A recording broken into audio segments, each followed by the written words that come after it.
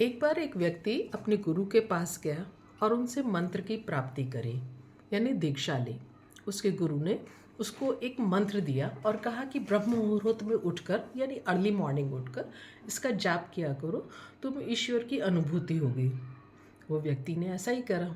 Next day से वो घर में जाकर सबसे जल्दी, सब लोगों से जल्दी उठ गया और अपनी मंत्र के जाप को करने बैठ गया। उसे आनंद आ रहा था। जैसे ही दिन चढ़ा, उसकी पत्नी उठ गई, काम काज में लग गई। थोड़ा सा शोर होने लगा, चीज़ों की आवाज़ होने लगी।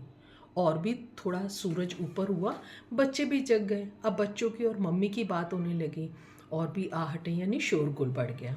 उस व्यक्ति का मन बेचैन हो उठा।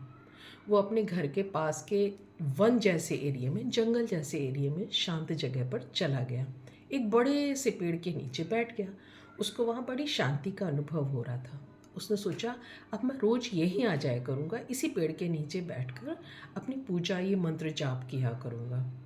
लेकिन ये क्या, थोड़ी देर में उस पेड़ के ऊपर बहुत सारी चिड़िया आकर बैठ गईं। उनकी चहचहाहट, उनकी चू चू की आवाज़, उनकी खिलौरियाँ, कभी वो पत्ती और डंडियाँ टहनियाँ तोड़ के गिरा रही, और कुछ चिड़िया ने तो उसके ऊपर बीट कर दी।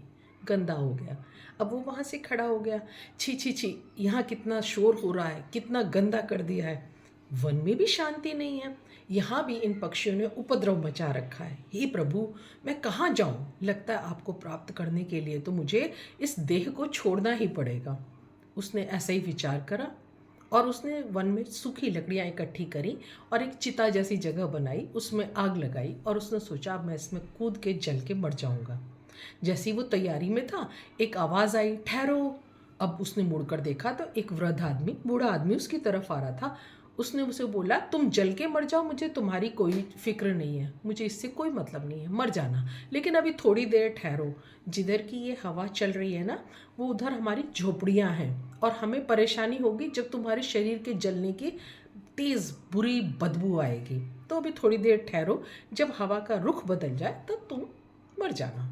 वो व्यक्ति तो रुक गया, लेकिन उसने सोचा, हे भगवान, मरने की भी आज़ादी नहीं है, मैं स्वतंत्रता से मर भी नहीं सकता, अब क्या करूं?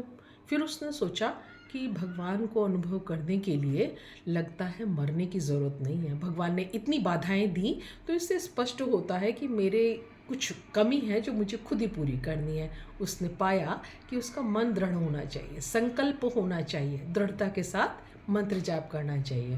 वो घर वापस चला गया और अपनी उसी दुनिया में रम के रोज़ उठकर अपना मंत्र जाप करने लगा। यानी शांति हमारे दृढ़ता में, हमारे संकल्प में है, हमारे मन के अंदर है। हमें कहीं बाहर भागने की, वनों में जाने की, पहाड़ों पे जाने की कोई ज़रूरत नहीं है।